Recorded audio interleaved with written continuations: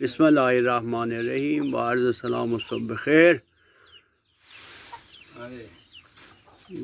منظری که مشاهده میکنید از نوغانداری جناب آقای فرامرز ناصرانی پور که عکسش الان شما تو تصویر مشاهده میکنید، در حال برگ دادن کرم های ابریشم هستند. فرامرز خدا قوت، فرامرز خدا تر سلامتی بوده، خیر بدینی انشالله. به به به به به به به به به به چی بگودی و فرامرز تو بترکنه ای تلامباره. به به به به آقا انشالله سلامتی ما را استفاده بکنید از سود حاصلش. والله